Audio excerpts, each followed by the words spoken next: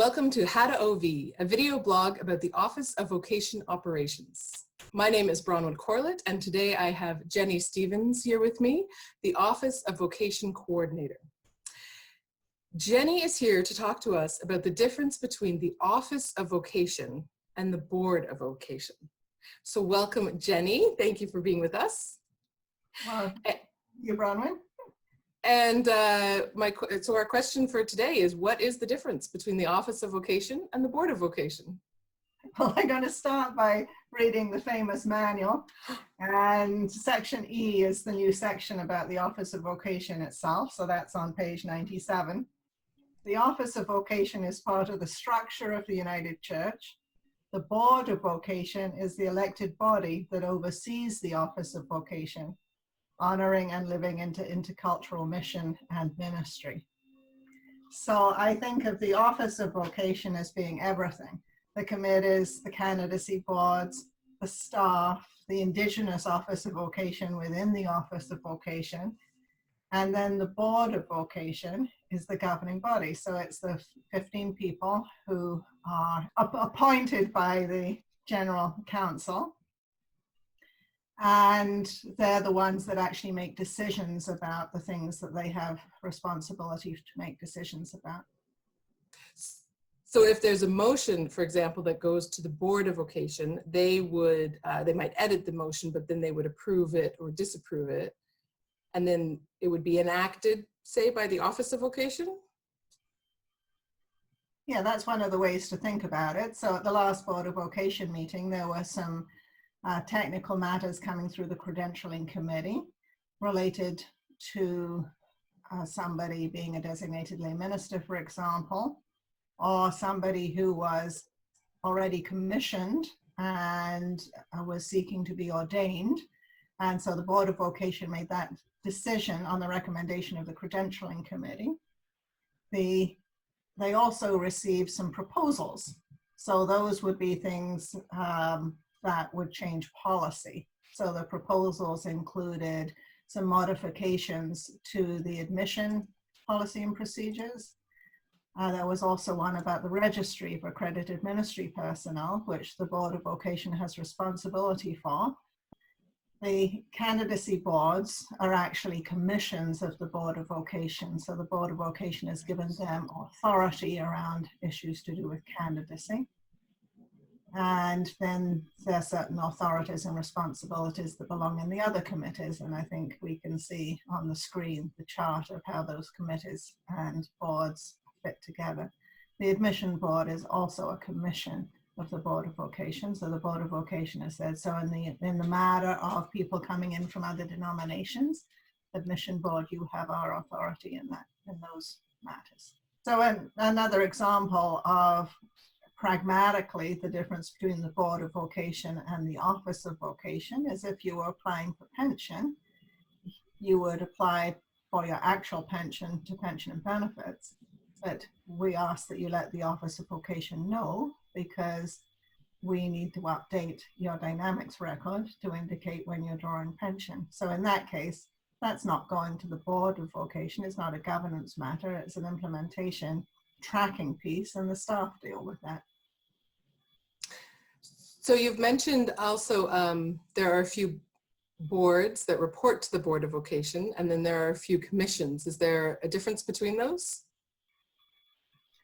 Well, what we've called boards are the commissions. So the admission board, the 7 candidacy boards, technically are commissions of the Board of Vocation, meaning that the Board of Vocation has said, we are giving you our authority over these certain matters.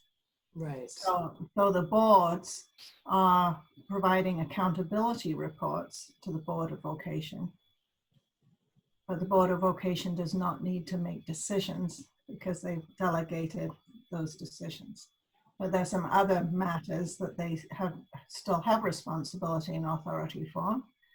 And some of those come through the credentialing committee. The credentialing committee has authority to designate interim ministers and educational supervisors, but they also are the process people around applications for readmission. So that's somebody who's on the discontinued service list who wants to come back to be an active ministry personnel. So they would manage that process, but they don't have the authority to make the decision. They would recommend to the Board of Vocation.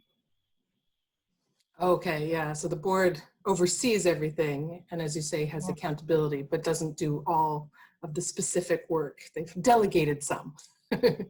For sure. And like in all things, there's a balance between what the elected members do, Right. that they're the decision makers, and what the staff have authority to do. Right. Okay. So if you have questions, or sometimes you will be directed to email the Office of Vocation at united-church.ca.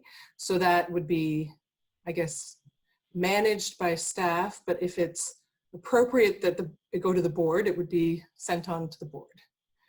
Yes. Yeah, and there's sometimes confusion about, well, I've told the Office of Vocation because I talked to my Office of Vocation minister, and you have to be cautious about that, because just because you've talked to the deployed Office of Vocation minister, that's not officially talking to the Office of Vocation. So where that would play out, for example, in the case of a complaint.